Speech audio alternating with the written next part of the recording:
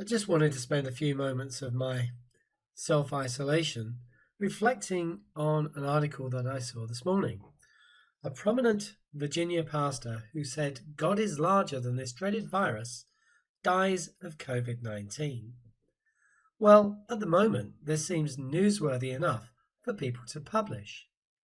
But I'm sure that before very long, this type of thing will be so commonplace that nobody will comment at all. Now, I'd just like to say that in no way am I glad that this guy's dead. I'm very sad that he's dead. I'm sad that anybody is dying of this disease. But people who take no steps to protect themselves just put themselves in this position. They put themselves in harm's way. It's not just the religious. I know of people who have actually gone on cruise ship holidays since the Diamond Princess. You have to take steps to protect yourselves, which means also protecting other people. The less of us that get this disease, the less of us will get this disease. So let's just have a look through some bits of this article. So we're told here that Glenn preached in church about the virus in March, before he became sick, encouraging people not to be afraid.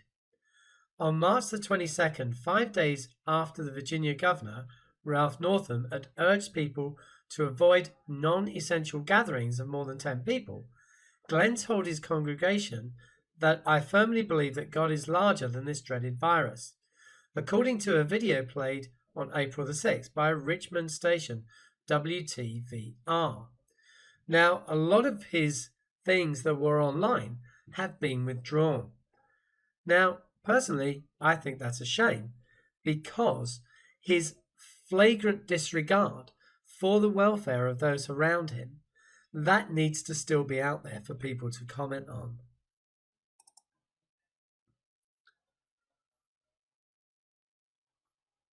On March the 23rd, Northam, who remember is the governor, ordered non-essential businesses closed and banned all gatherings of more than 10 people. Now we'll come to how many were at Pastor Glenn's church a bit later.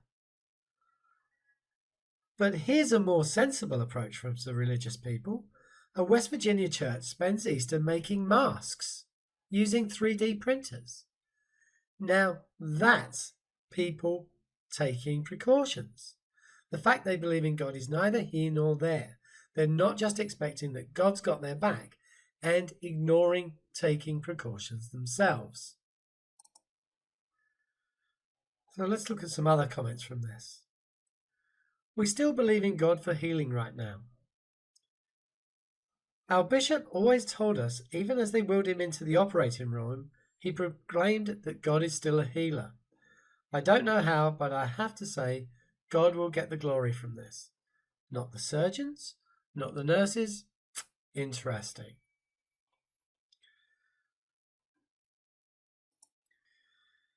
Now, let's look at what Pastor Glenn's daughter, and I'm sorry for her loss, said.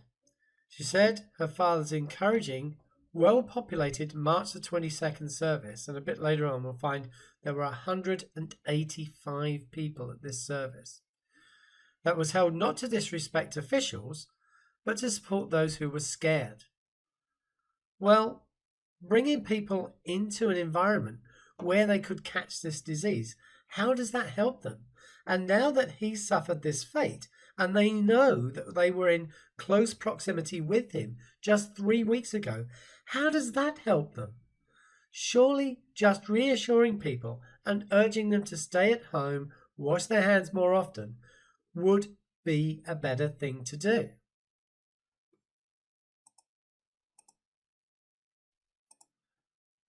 Surely they could just pray at home. Do they have to congregate? And if so, could he have not just held meetings by Zoom like everybody else is doing at the moment? Now, this is the thing I was saying about earlier. In a now removed video on the church's site, Glenn led the March 15th service, telling people in a light-hearted way not to shake hands. Basically, just flagrantly disobeying the rules that have been laid down by medical professionals. Now, Pastor Glenn, there is no way that you could have ever demonstrated the truth of what you believe. People have been trying for thousands of years to prove their particular gods, and lots of us just don't buy it. But you, because of your belief, which you could not demonstrate to be true, ignored those rules, brought people to your church, and those people's lives are now in danger because of your advice. And it's not just them. They go out into the world now and circulate with people like me. I just think that what you did is disgusting. And any other religious people out there who are still saying that we should have these gatherings, just look in the mirror and think for one moment that your God might not exist, that this is just a virus moving around the world because of contact of people, and it's going to kill a number of those people. Just think about that. And also think about the fact that whether your God exists or not, he might not intervene in this. And therefore it's up to us, each and every one of us, to intervene.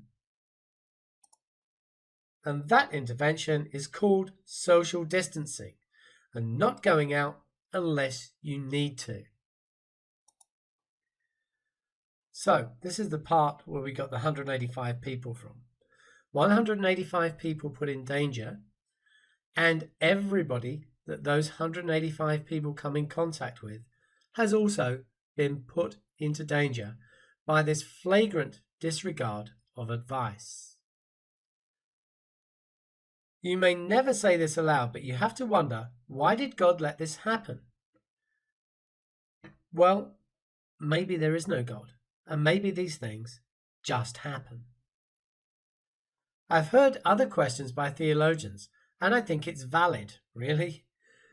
Is this virus a sign of the end times?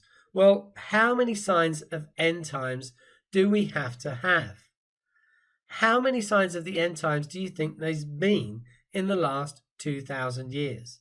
And do you think there's going to be in the next 2,000 years?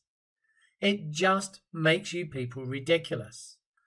Put a date on when the end times is going to start, and then when it doesn't happen, shut up and let everybody else get on with their lives.